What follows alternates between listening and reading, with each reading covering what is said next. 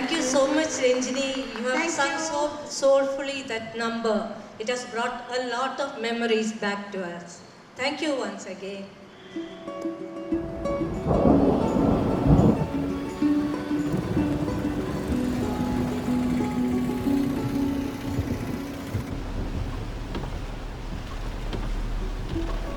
ഓർമ്മ വെച്ച കാലം മുതലേ ഞാൻ വളരെ ഒരു അംബീഷ്യസ് ആയിട്ടുള്ളൊരു കുട്ടിയായിരുന്നു. എനിക്ക് വളരെയധികം സ്വപ്നങ്ങളുണ്ടായിരുന്നു എൻ്റെ ഭാവിയെ പറ്റിയിട്ട്. എൻ്റെ ചെറുപ്പത്തിലെ പാടുന്നത് കൊണ്ട് നല്ലൊരു പ്ലേ ബാക്ക് സിംഗറായി മാറണം എന്ന് വളരെ ആഗ്രഹമുണ്ടായിരുന്നു. അതേപോലെ തന്നെ കരിയർ എന്ന് പറഞ്ഞിട്ട് എനിക്ക് ജോലി ജേർണലിസ്റ്റ് ആവാനോ വക്കീലാവാനോ ഒക്കെ ആയിരുന്നു വളരെയധികം താല്പര്യം. പിന്നീട് മാരേജും എല്ലാം കഴിഞ്ഞ് ആ ഒരു ജീവിത സാഹചര്യങ്ങളിലേക്ക് എത്തിപ്പെടുമ്പോൾ പിന്നെ നമ്മൾക്ക് പറ്റിയ ഒരു കരിയർ എന്ന് പറയുന്നത് എൻ്റെ തേർഡ് ഓപ്ഷനായിരുന്ന ടീച്ചിങ് എന്ന ജോബായിരുന്നു. അതിനു വേണ്ടിയിട്ട് ഞാൻ BEd ജോയിൻ ചെയ്തു ഡിഗ്രിക്ക് ശേഷം.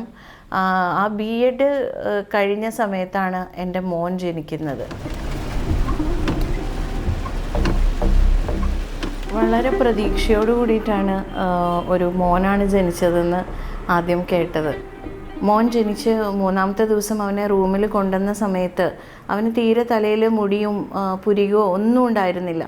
അപ്പോൾ അവൻ്റെ ഫേഷ്യൽ ആ ഫീച്ചേഴ്സും കാര്യങ്ങളും കണ്ടിട്ട് ഞാനൊരു തമാശ രൂപത്തിൽ ഞാൻ എൻ്റെ ഹസ്ബൻഡിൻ്റെ അടുത്ത് പറഞ്ഞിരുന്നു, അയ്യോ ഈ മോനെന്താ ഇങ്ങനെ ഒരു മന്ദബുദ്ധി ലുക്കാണല്ലോ എന്ന് ഞാൻ പറഞ്ഞു. അന്ന് തന്നെ ഡോക്ടേഴ്സ് നമ്മളെ വിളിച്ചിട്ട് പറഞ്ഞു, അത്രയും സന്തോഷിക്കേണ്ട ഒരു സമയമല്ല ഇപ്പോൾ. ഈ മോൻ എന്ന് പറയുന്നത് ഒരു ഡൗൺ സിൻഡ്രോം മോനാണ്. അത് കേട്ടപ്പോൾ സത്യം പറഞ്ഞാൽ എനിക്ക് പ്രത്യേകിച്ചൊന്നും തോന്നുകയല്ല ചെയ്തത്. ലൈഫ് മൊത്തം മുൻപിൽ ബ്ലാങ്ക് ആയ പോലത്തെ ഒരു ഫീലിംഗാണ് എനിക്ക് വന്നത്. നമ്മൾ തീരെ പ്രതീക്ഷിക്കുന്നില്ല. അപ്പോൾ എന്ത് ചെയ്യണം, എങ്ങനെ, എനിക്ക് എന്തുകൊണ്ട് ഇങ്ങനെ വന്നു എന്നുള്ളൊരു ഭയങ്കര ആ ഒരു അവസ്ഥ ആക്സെപ്റ്റ് ചെയ്യാനായിട്ട് കുറച്ച് സമയമെടുത്തു. ആ സമയത്ത് ഇനി എന്തിനാണ് ഇങ്ങനെ ജീവിക്കുന്നതെന്ന് വരെ തോന്നിയിട്ടുള്ള വളരെയധികം സന്ദർഭങ്ങൾ ഉണ്ടായിട്ടുണ്ട്. വീട്ടിലൊക്കെ വെറുതെ ഈ ഒരു മനസ്സിൽ ഈ ഒരു ഡിപ്രഷൻ കിടന്നിട്ട് എല്ലാവരോടും വഴക്ക് കൂടാനും എല്ലാവരോടും വീട്ടിൻ്റെ ഉള്ളിൽ ആഭ്യന്തര പ്രശ്നങ്ങളും എല്ലാം സംഭവിച്ചിട്ടുണ്ട്. കാരണം ഉള്ളിൻ്റെ ഉള്ളിൽ ഈ ഒരു നീറ്റലാണ് കിടന്നിരുന്നത്. അപ്പോൾ ആ സമയത്ത് ഇന്നത്തെ പോലെ ഗൈഡൻസ് തരാനോ അല്ലെങ്കിൽ നമ്മളോട് സംസാരിക്കാനോ ഒന്നും ആരും ഉണ്ടായിട്ടില്ല.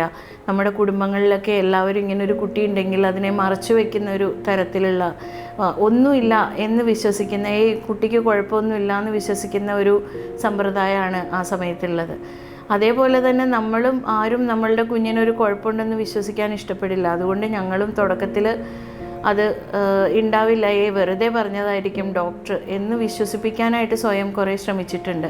എവിടെ പോകുമ്പോഴും നമ്മളുടെ ബന്ധുക്കളടക്കം പലരും എന്താണ് കുട്ടിക്ക് എന്തോ ഒരു കുഴപ്പമുണ്ടല്ലോ, എന്താ കുട്ടിക്ക് കുഴപ്പം, സുഖമില്ലാത്ത കുട്ടിയാളെന്ന് മുഖത്ത് നോക്കി നമ്മളോട് ചോദിക്കും. അപ്പോഴും നമ്മളെ പ്രശ്നമൊന്നുമില്ല എന്ന് പറയുക, ആക്സെപ്റ്റ് ചെയ്യാൻ മടിച്ചിട്ട്.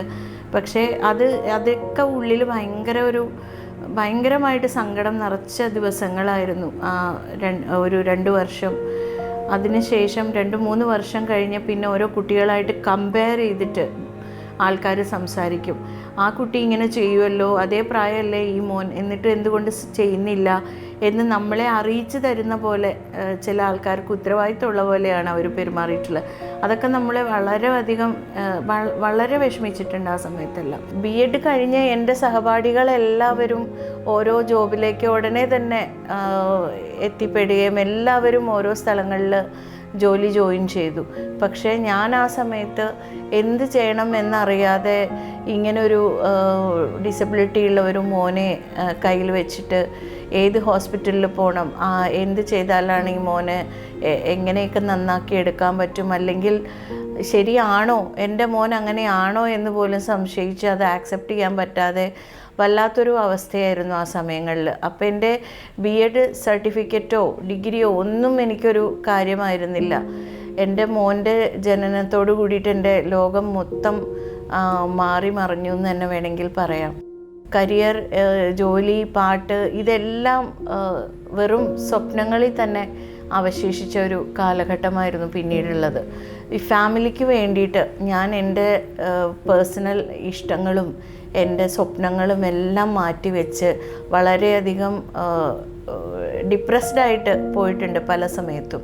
ഇനി എനിക്ക് വേണ്ടിയിട്ടൊന്നും ചെയ്യാൻ എനിക്ക് പറ്റുന്നില്ലല്ലോ എന്നുള്ള ഒരു ഭയങ്കര സങ്കടം വളരെയധികം എന്നെ ബാധിച്ചിട്ടുണ്ട്. കണ്ണനെ പോലത്തെ ഒരു കുട്ടിയെ നമ്മുടെ ഫാമിലിയിലേക്ക് തന്നത് ഈശ്വരൻ അത്രയും നമ്മളെ ട്രസ്റ്റ് ചെയ്യുന്നതുകൊണ്ടാണ്. അങ്ങനെ ഒരു കുട്ടിയെ നല്ലോണം നോക്കാൻ പറ്റും, നല്ലോണം സ്നേഹിക്കുന്നുള്ളൊരു അച്ഛനും അമ്മയ്ക്കും ചേച്ചിക്കുമാണ് അങ്ങനത്തെ ഒരു കുട്ടിയെ കൊടുത്തത്. അതുകൊണ്ട് നമ്മൾ ഭയങ്കര ലക്കിയാണെന്ന് അമ്മ പറയാറുണ്ട്.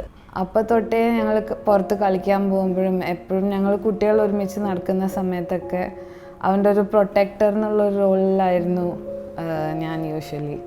അപ്പം കുട്ടികളാരെങ്കിലും ഇവനെ കളിയാക്കുകയാണെങ്കിൽ അവരോട് പറയുക അങ്ങനെ കളിയാക്കരുത്, പിന്നെ ഇതൊരു അസുഖമാണ് എന്നുള്ള രീതിയിലല്ല, ഇത് അവനെ മാറ്റി നിർത്തേണ്ട ഒരു കാര്യമല്ല, അവൻ നമ്മളെപ്പോലെ തന്നെ ഒരു കുട്ടിയാണ്, നോർമലായിട്ട് കളിക്കണം അവൻ്റെ കൂടെ എന്നൊക്കെ കുട്ടികളെ പറഞ്ഞ് മനസ്സിലാക്കുക.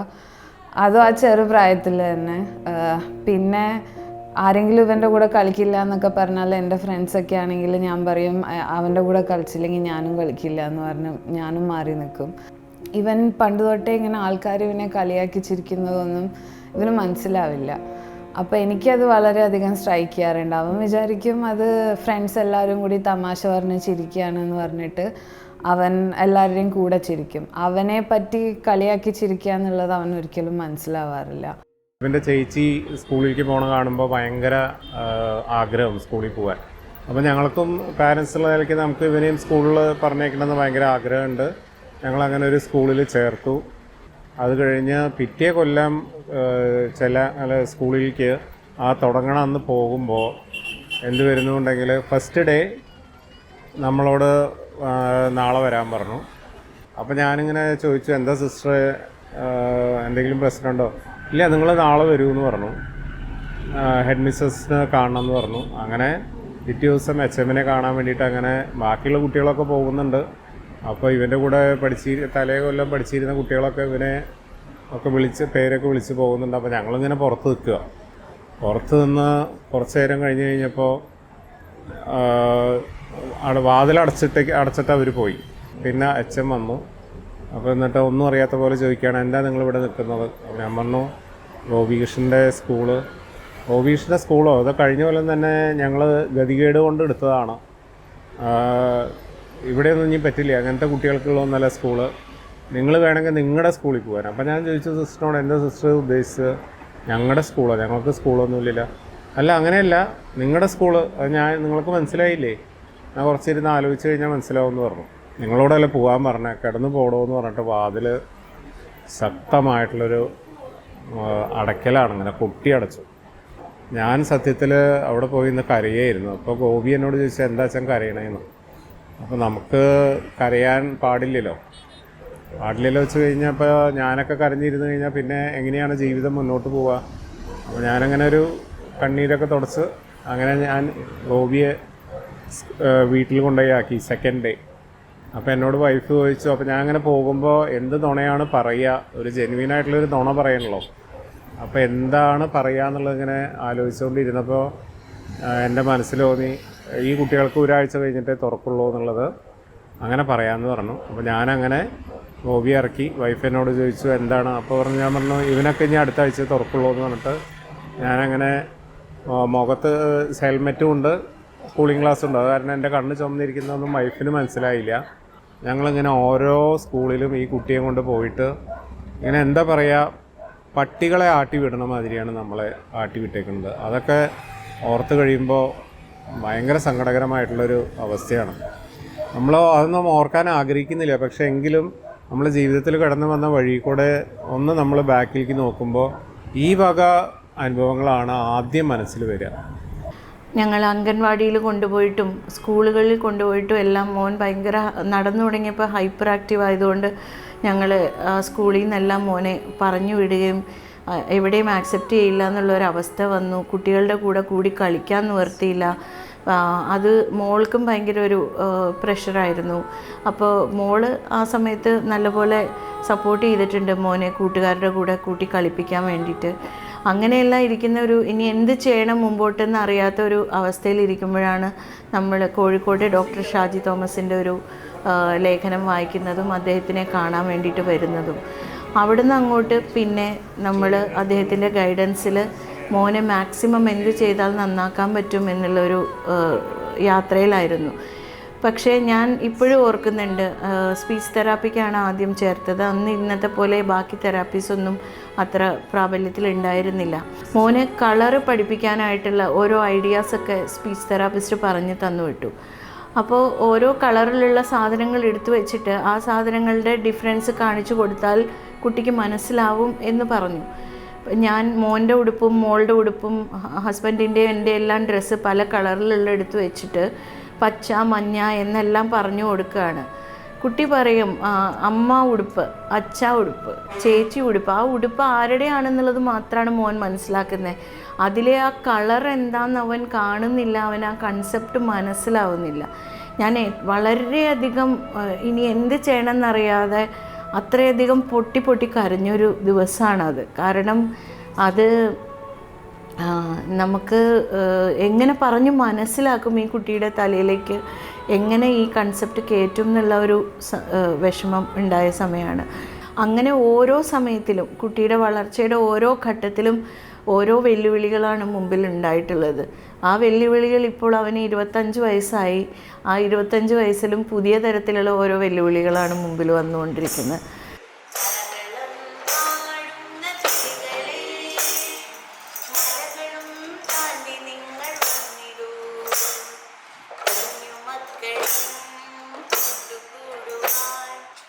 ചെറിയ കുട്ടിയായിരിക്കുമ്പോൾ മുതൽ ഞാൻ പാടുന്നുണ്ടെങ്കിലും മ്യൂസിക് തെറാപ്പി എന്ന് പറഞ്ഞിട്ടൊരു കരിയർ എൻ്റെ മനസ്സിൽ ഒരിക്കലും ഉണ്ടായിട്ടില്ല. ഹിന്ദി ടീച്ചറാവാൻ വേണ്ടിയിട്ടാണ് പഠിച്ചതും. അതിനുശേഷം ഹിന്ദി ടീച്ചിങ് ജോബാണ് ഞാൻ ചെയ്തുകൊണ്ടിരുന്നതും.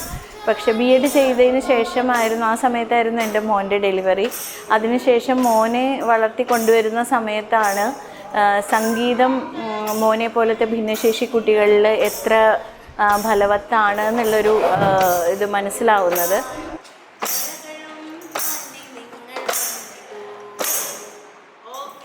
പാട്ട് കൊണ്ട് കുട്ടികളിൽ വളരെയധികം ഇമ്പ്രൂവ്മെൻ്റ് ഉണ്ടെന്ന് കണ്ടതുകൊണ്ട് മ്യൂസിക്കിനെ തെറാപ്പി രൂപത്തിൽ എങ്ങനെ ഉപയോഗിക്കാം എന്നുള്ളതിനെക്കുറിച്ച് ഞാൻ കൂടുതൽ പഠനങ്ങൾ നടത്താനായിട്ട് ആരംഭിച്ചു. അങ്ങനെയാണ് മ്യൂസിക് തെറാപ്പി എന്നൊരു കരിയറിലേക്ക് ഞാൻ വരുന്നതും.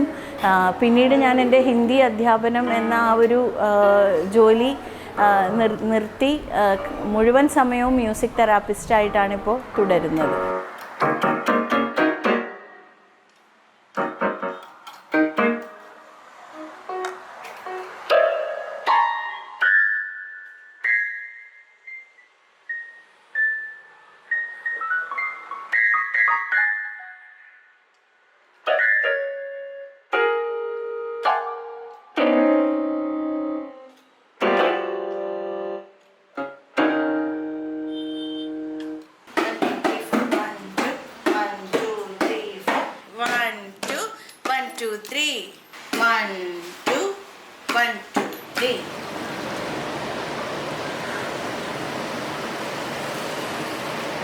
തുടക്കത്തിൽ ഗോപികൃഷ്ണൻ ഭയങ്കര ഹൈപ്പർ ആക്റ്റീവും അവന് സ്പീച്ചിന് കുറച്ച് ഡിഫിക്കൽറ്റിയും ഒക്കെ ഉണ്ടായിരുന്ന ആ ഒരു പ്രായത്തിൽ ഞാൻ അവൻ്റെ സ്കൂളിൽ അവനെ പാട്ട് പഠിപ്പിക്കാൻ എന്നുള്ളൊരു ശ്രമം നടത്തിയപ്പോൾ അവൻ എൻ്റെ അടുത്ത് ഇരിക്കില്ല എന്നുള്ളൊരു അവസ്ഥയായിരുന്നു. അപ്പോഴാണ് നമ്മൾ മോൻ്റെ സ്കൂളിലെ കുട്ടികളെയും കൂടി കൂട്ടിയിരുത്തി മ്യൂസിക് പഠിപ്പിക്കുക എന്നുള്ളൊരു ആശയത്തിൽ മുമ്പോട്ട് പോയി. അങ്ങനെ ആ കുട്ടികളുടെ കൂടെ എല്ലാവരും കൂടി ഇരുന്ന് പാട്ട് പഠിക്കേണ്ട ഒരു സാഹചര്യം വന്നപ്പോൾ ഗോപികൃഷ്ണൻ ഭയങ്കര ഇൻട്രസ്റ്റോട് കൂടിയിട്ട് വന്നിരിക്കുമായിരുന്നു. പിന്നീട് അതേപോലെ കീബോർഡിൽ എന്തെങ്കിലും ചെയ്യിപ്പിക്കുകയെല്ലാം ചെയ്യുമ്പോഴത്തേക്കും അവൻ്റെ ആ ഒരു കോൺസെൻട്രേഷനും അറ്റൻഷനും ഒക്കെ കുറേശ്ശെ കൂടി വരാനും അതേപോലെ ആ ഒരു ഹൈപ്പർ ആക്ടിവിറ്റി കുറഞ്ഞു വരാനൊക്കെയുള്ള ഒരു കാരണമായിട്ട് മാറിയിട്ടുണ്ട്. അവൻ്റെ കമ്പ്യൂട്ടറിലുള്ള നോളജും അതേപോലെ ടൈപ്പിങ്ങിനുള്ള സംഭവങ്ങളും എല്ലാം നോളജും എല്ലാം ടൈപ്പിങ്ങിനുള്ള ഒരു ഇൻട്രസ്റ്റൊക്കെ കൂടാൻ വേണ്ടിയിട്ട് മ്യൂസിക്കിനെ ഞാൻ ഉപയോഗിച്ചിട്ടുണ്ട്. അവന് വേണ്ട പാട്ടുകൾ കേൾക്കാൻ വേണ്ടിയിട്ട് ആദ്യമെല്ലാം നമ്മൾ എടുത്തു കൊടുക്കുമായിരുന്നു. പിന്നീട് അവൻ തന്നെ സെർച്ച് ചെയ്ത് എടുക്കുന്ന അവരെങ്ങനെയാണ് സെർച്ച് ചെയ്യേണ്ടതെന്ന് പറഞ്ഞു കൊടുത്ത് പിന്നെ ഗൂഗിളിൽ അവൻ സെർച്ച് ചെയ്ത് സ്വയം പാട്ടുകൾ എടുത്ത് അത് സേവ് ചെയ്ത് പ്ലേലിസ്റ്റ് ഉണ്ടാക്കി അങ്ങനത്തെ ഒരു രീതിയിലേക്ക് അവൻ്റെ അറിവ് വളർന്നു. ശരിക്കും പറഞ്ഞാൽ ഒരു അഡിക്ഷൻ എന്ന് പറയാൻ വേണമെങ്കിൽ ഏത് നേരവും പാട്ടുകൾ കേൾക്കുക, അതിൻ്റെ കൂടെ പാടുക, വേണ്ട ലിറിക്സ് തപ്പിയെടുത്ത് അതിന് കോപ്പി ചെയ്ത് അവൻ്റെ ഒരു ഡയറി ഉണ്ട് അതിലേക്ക് പകർത്തി എഴുതുക. പിന്നെ അത് നോക്കി മണിക്കൂറുകളോളം ഇരുന്ന് പാടി പഠിക്കും. എന്നിട്ട് എന്നെ വന്ന് പാടി കേൾപ്പിക്കും, ശരിയാണെന്ന് ചോദിക്കും. കുറച്ചും കൂടി ട്യൂൺ ശരിയാവാണ്ടെന്ന് പറഞ്ഞാലും ഒരു മടുപ്പില്ലാതെ ഒരേ പാട്ട് മാസങ്ങളോളം പാടി പഠിച്ച ചരിത്രമുണ്ട്.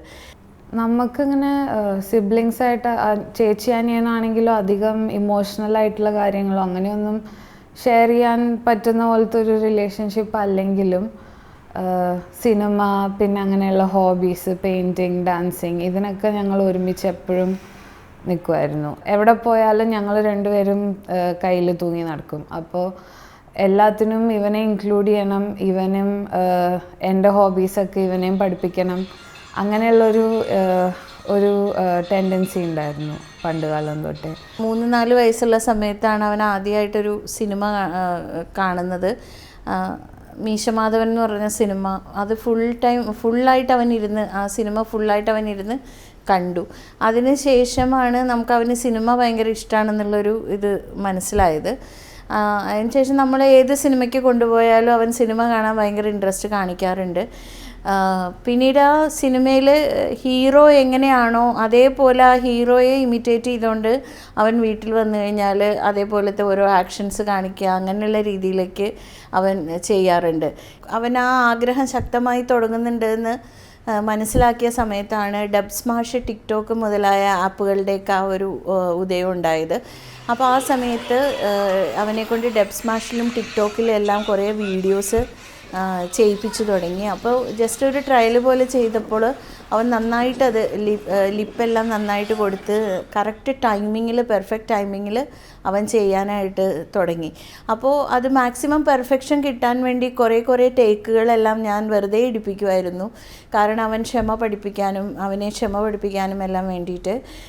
പിന്നീട് അവന് സിനിമയിൽ അഭിനയിക്കണം എന്നുള്ള ആഗ്രഹം ഭയങ്കര ശക്തമായ സമയത്ത് അവന് വേണ്ടിയിട്ട് സോഷ്യൽ മീഡിയയിൽ ഒരു പേജ്, ഫേസ്ബുക്കിലൊരു പേജ്, ഗോപികൃഷ്ണൻ കണ്ണൻ എന്നുള്ള പേരിൽ ഒരു പേജ് സ്റ്റാർട്ട് ചെയ്ത് അവൻ്റെ ഡബ് സ്മാഷ് ടിക്ടോക്ക് വീഡിയോസ് എല്ലാം ഞാൻ അതിൽ പോസ്റ്റ് ചെയ്യാനും പിന്നെ ഫാമിലിയും ഫ്രണ്ട്സും എല്ലാവർക്കും നിറയെ ഷെയർ ചെയ്യാനെല്ലാം തുടങ്ങി. ഈ സിനിമയിൽ അഭിനയിക്കണം എന്നുള്ള ആഗ്രഹം ശക്തമായിട്ടുള്ള സമയത്ത് അവൻ ഓരോരോ വീഡിയോസും ചെയ്യുന്നതിനോടൊപ്പം തന്നെ അവൻ കുറേയധികം സിനിമ ഡയലോഗുകൾ പറഞ്ഞു പഠിക്കാനും ഡയലോഗ് ഡെലിവറിയെക്കുറിച്ചും എങ്ങനെ ക്ലിയറായിട്ട് പറയാമെന്നുള്ള ഒരു ശ്രമം നല്ലപോലെ നടത്തി വളരെയധികം പറഞ്ഞു പഠിച്ചിരുന്നു അവൻ. പിന്നെ അതുപോലെ വേറൊരു കാര്യം അവൻ ചെയ്തിരുന്നത് ഫിലിം മേക്കിംഗ് വീഡിയോസ് അത് യൂട്യൂബിൽ സെർച്ച് ചെയ്ത് എടുത്ത് കാണുമായിരുന്നു. അപ്പോൾ ഒരു ദിവസം ഹസ്ബൻഡ് അവൻ്റെ അടുത്ത് ചോദിച്ചു, എന്തിനാ നീ ഇതിങ്ങനെ കാണുന്നേ എന്ന് ചോദിച്ചപ്പോൾ അവൻ പറഞ്ഞു, ഇത് ശരിക്കും ആവശ്യം വരും, എനിക്ക് സിനിമയിൽ അഭിനയിക്കണമെങ്കിൽ ഇത് എന്തൊക്കെയാണെന്നുള്ളത് അറിയണം, എന്നാലേ എനിക്കിതെല്ലാം പഠിക്കണം, അപ്പോഴാണ് നന്നായിട്ട് അഭിനയിക്കാൻ പറ്റുള്ളൂ എന്ന് അവൻ പറഞ്ഞു. ഗോപിയെ കൊണ്ടുവന്ന് നമ്മൾ അഭിനയിക്കാനായിട്ട് ലൊക്കേഷനിൽ കൊണ്ടുവന്ന സമയത്ത് നമുക്ക് ടെൻഷൻ ഉണ്ടായിരുന്നു. കാരണം ഈ ഒരു അഭിനയത്തിൻ്റെ കാര്യങ്ങൾ പറഞ്ഞു കൊടുക്കുമ്പോൾ അല്ലെ സീനിൻ്റെ കാര്യങ്ങൾ പറഞ്ഞു കൊടുക്കുമ്പോൾ വേണ്ടത്ര നല്ല രീതിയിൽ നമുക്കൊരു റിസൾട്ട് ഉണ്ടാക്കി തരുമോ, അത് റീപ്രൊഡ്യൂസ് ചെയ്യുമോ എന്നുള്ളൊരു ടെൻഷൻ നമുക്ക് സ്വാഭാവികമായിട്ടുണ്ടായിരുന്നു.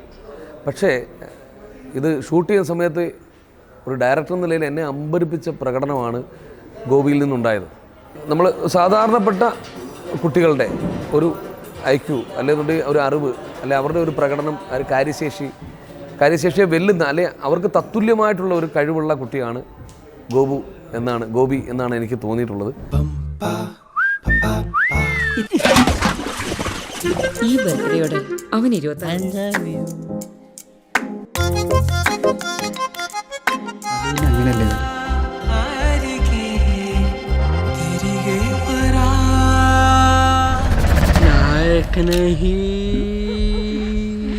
खलनायक हूँ मैं।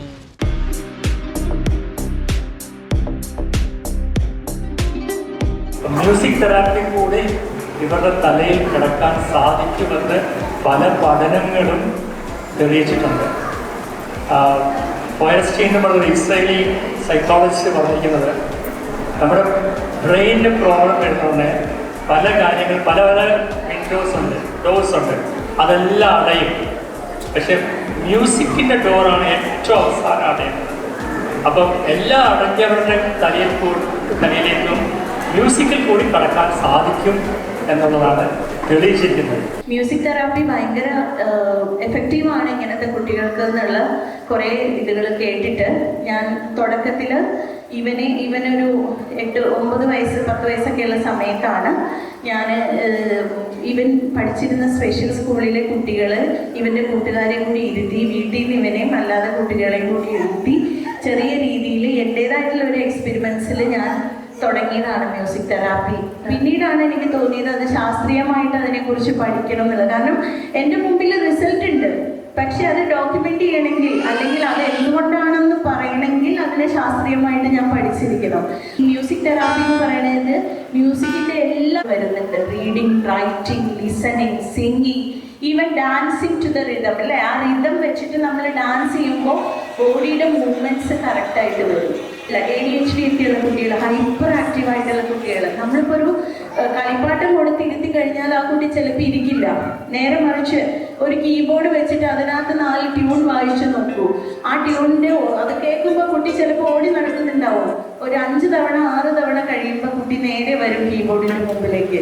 ഇതിലെവിടെ നിന്നാണ് സൗണ്ട് കേൾക്കുന്നതെന്ന് നോക്കി അതിലേക്ക് ഇൻട്രസ്റ്റ് വരും. അങ്ങനത്തെ ഒരു കണ്ടിന്യൂസ് ആയിട്ട് സ്ലോ ആയിട്ട് ഓരോ പ്രോസസ്സിലൂടെയാണ് മ്യൂസിക് തെറാപ്പി കൊണ്ട് ബിഹേവിയറൽ പ്രോബ്ലംസ്, കോഗ്നേറ്റീവ് ഡെവലപ്മെൻറ്റ്, അതേപോലെ ഐ ഹാൻഡ് കോർഡിനേഷൻ, അങ്ങനത്തെ സംഭവങ്ങളെല്ലാം ഈവൻ ഫിസിക്കൽ.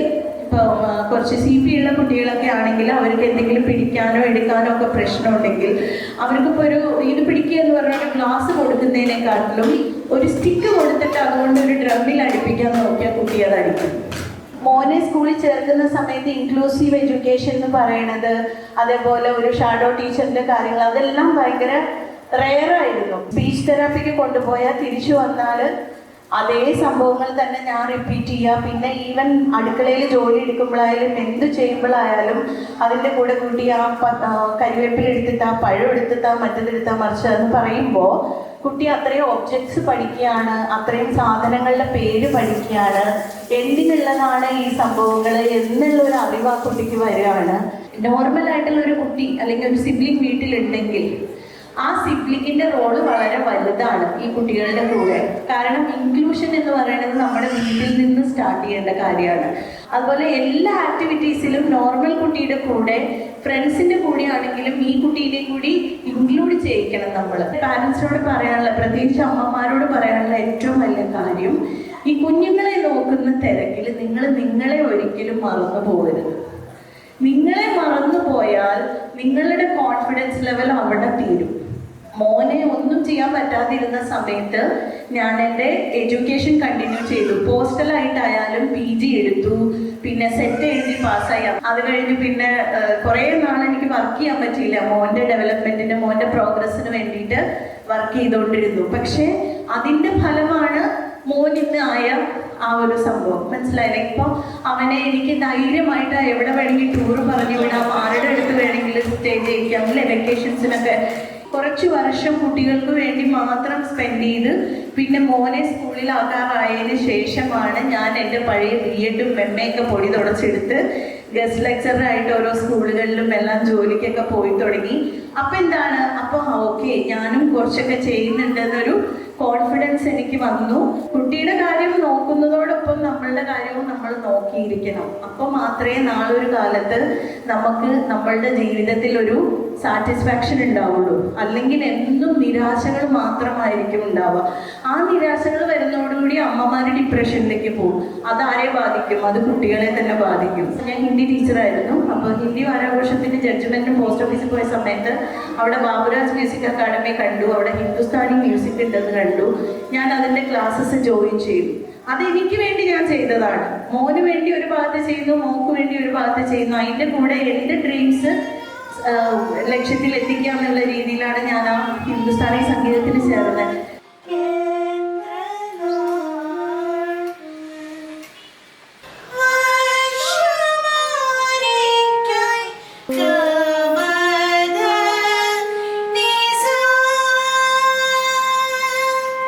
ഞാനും രഞ്ജിനിയും കൂടി ഒരു തീരുമാനമെടുത്തു, കുറച്ച് കവിതകൾ ഞാൻ എഴുതാം. രഞ്ജിനിക്ക് അത് സംഗീതം ചെയ്യാമോ എന്ന് ചോദിച്ചു. ഞാൻ ശ്രമിക്കാം, എനിക്കാവുമോയെന്ന് അറിയില്ല, ശ്രമിക്കാമെന്ന് പറയുകയും ഞാൻ എഴുതുകയും പ്രോത്സാഹിപ്പിച്ച് അങ്ങനെ അവളതിന് സംഗീതം ചെയ്യുകയും ചെയ്തു. 6 പാട്ടുകൾ, അങ്ങനെ 6നും 6 തരം ക്ലാസിക്കൽ ബേസ്ഡ് ട്യൂൺ ചെയ്ത് അക്കാഡമിയുടെ പേരിൽ അത് ഞങ്ങൾ ആൽബമാക്കി ഇറക്കി. അതാണ് മാനസതീരം.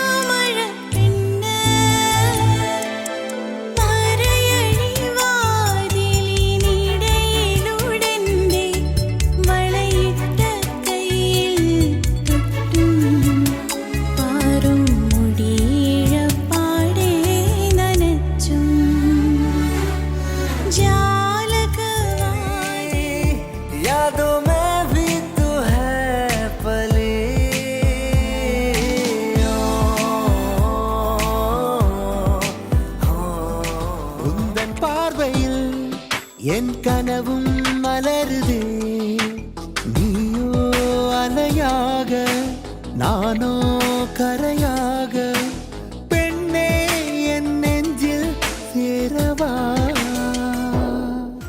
गुड़िया खिलौने लगते हैं जैसे कुछ दिन के मेहमान, आईना भी बोल रहा है हो गई अब भी जवान।